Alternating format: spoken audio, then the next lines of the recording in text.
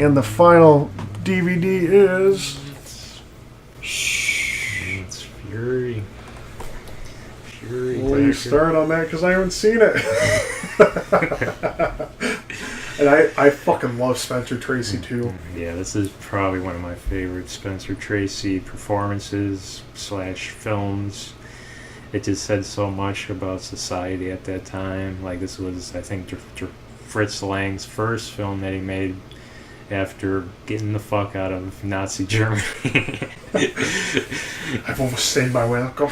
Because yeah, I think it's not exactly 100% true, but I think he was in a meeting with Joseph Goebbels or whatever the fuck, the guy who was in charge of like Nazi propaganda and stuff, and he wanted Fritz Lang to be like in charge of the movie like division of the whatever Nazi Germany or whatever. And I guess Fritz Lang just after that meeting he went straight on a train to UK. He was like, yeah, I'm not gonna be anywhere near that shit. I'm getting the fuck out of here. But that's just legend. That's what legend says. It's not exactly 100% true. I hope it is. It's such a badass story. But yeah, he came to America, and this was his first sort of film that he made, and it's amazing. It really just showed how brilliant he was. And of course, Spencer Tracy, I think this was another one of his films that really brought him to the top as well.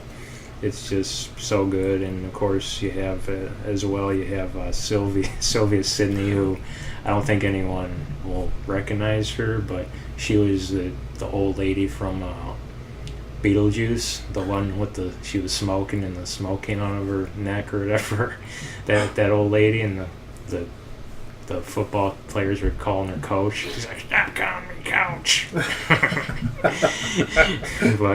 But yeah, this is just such a great film. I think it's somewhat based on fact, but I think there was this really well-known thing that happened in California back in the day with the lynch mob, and I think Fritz Lang seen this story and wanted to sort of show, not exactly show, but sort of teach people that lynch mobs should never take matters in their own hands. It's just mob mentality. Every little thing you can say about that sort of subject, it's just not a good way of going about bringing justice to anything.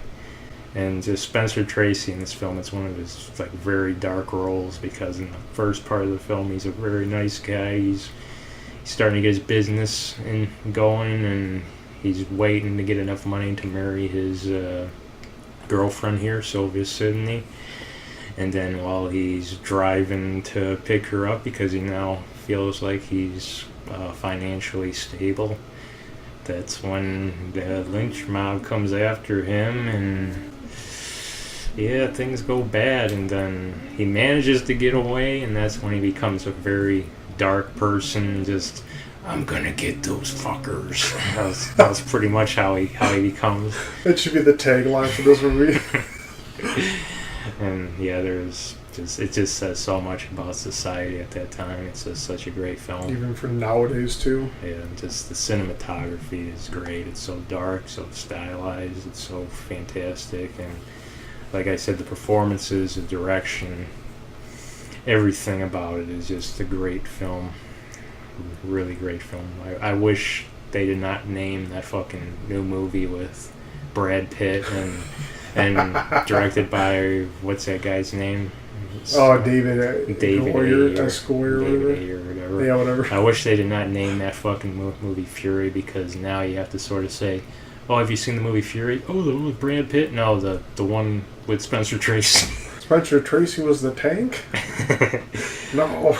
But like I said, it's seriously one of Spencer Tracy's just greatest performances, and just dark, gritty film, and just such. I cannot praise that film more than I can. If you haven't watched a movie of Spencer Tracy, check out like every single thing that he has done, because he is one of the most talented actors that ever existed. He's in my top like 3 favorite actors of all time.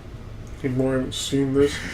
I think the only cool thing from the movie Fury, not this one, the other one, is now you're gonna have to IMDb it, and this is hopefully one like either top or right below that one. Unfortunately, it's probably below it. Yeah, it's probably Most likely. And the cool thing is, I hope other people will click on this and be like, "Oh, this has hopefully like above 8 stars." Energy drink going right through me. It's probably got like a 7 point. I don't want to say like 6 or 7. It's like I wish this was in the top 250. Like it's just that good. It probably used to be back in the day. Yeah, maybe. But oh man, if you have not seen this, please go out and see it. I know it's black and white, and everyone's all like, "Ugh, I can't watch black and white because there's no color." It's like, who the fuck cares about what color the film is? Like, everyone's talking about being racist these days. Stop being filmists. Seriously. Oh my gosh, yeah, I'm definitely have to check. I have like a stack of DVDs to watch now tonight. Yeah, I'm sorry, Doctor. You have like only 2 you have to watch from that pile, or one? Yeah. I got like 7. Yeah, I got no life. I got no life. I watch movies. I try and watch at least two a day. And Same here. Yeah, two new ones a day at least, and then maybe I fill it in with like stuff that I need to see over again. But mostly 2 a day for me, which is, if you look at my IMDb ratings, I think I'm gonna hit 6,000 pretty soon, which is like, fuck yeah, Doctor. I got no life. I need to start going outside more or something. God, I gotta check how many I've seen on IMDb too. Yeah. I don't know how to do that, but we'll figure it out soon. Okay, Fury, I give it. Yeah, I want to give it a 10, but I'm gonna give it a 9.5 because, like, I've probably seen this film probably about close to 10 times, and it gets better every time I watch it because I just notice like new things every time I watch it. Either Spencer Tracy's performance, the direction, or the cinematography, and it just keeps getting better with each viewing, which is very nice.